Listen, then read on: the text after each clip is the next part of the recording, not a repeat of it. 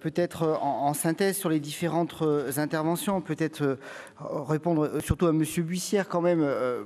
Je trouve quand même que déclarer que l'absence de concertation, je pense que Monsieur Buissière, vous êtes passant avoir vu une crise sanitaire, donc nous l'avons débuté cette concertation en janvier avec les différents intervenants, particulièrement avec l'ensemble des ETI d'Auvergne. Donc tout ça s'est fait en janvier.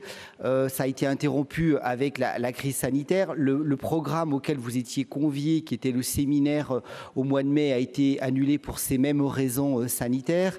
Donc je dirais que attention quand même de ne pas réécrire l'histoire, surtout que en commission, que ça soit la présentation qui a été faite en commission des affaires internationales ou en commission enseignement sup recherche, n'apportait aucune participation de votre part, alors que lors du comité technique ou lors des différentes commissions, j'aurais pris bien volontiers vos orientations, possiblement différentes des nôtres, mais probablement très enrichissantes. Donc naturellement que nous solliciterons ces contributions des différents groupes politiques, que nous reprendrons cette concertation. Je rappelle quand même, et ça nous permet de le refaire, quand nous avons fait la revoyure des fonds 2014-2020, je vous rappelle que nous avons réalisé des réunions dans chacune des préfectures des 12 départements pour justement bien réalloquer les derniers fonds, pour justement, comme le disait le premier vice-président tout à l'heure, qu'il y ait zéro dégagement d'office, et nous serons bien une des seules régions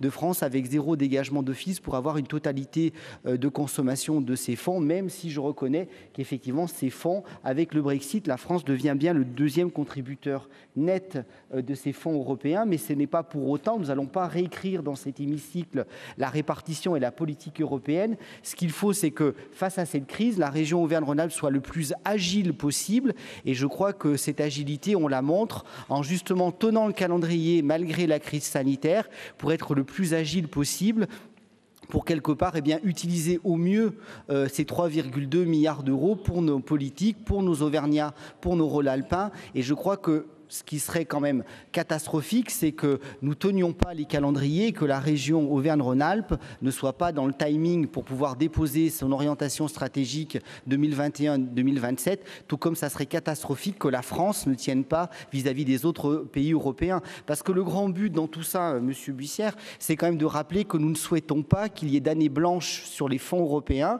Et je crois que vous avez beaucoup, vous êtes très proche des universités, du monde de la recherche, et vous savez très bien qu'une année blanche, ce serait catastrophique sur l'ensemble de ces secteurs-là, particulièrement comme d'autres. Et je répondrai à Madame Leïdoni que globalement, sur la volonté de pourcentage qu'on peut mettre sur l'axe 2, je rappelle aussi qu'il y a une concentration thématique qui nous est imposée. Donc nous n'avons pas la totale liberté de la réaffectation des fonds en fonction du volume financier, et que là encore, c'est des règles européennes. Que l'on soit pour ou contre, je l'entends complètement. Il y a eu des élections européennes, il y en aura encore. Il n'appartient pas à cet hémicycle-là de débattre des pourcentages de répartition, mais je le redis, d'être le plus agile pour enrichir nos politiques et ces politiques structurantes pour nos habitants. Merci, Monsieur le Vice-président. Très bien, merci beaucoup. Je vais vous proposer de passer au vote sur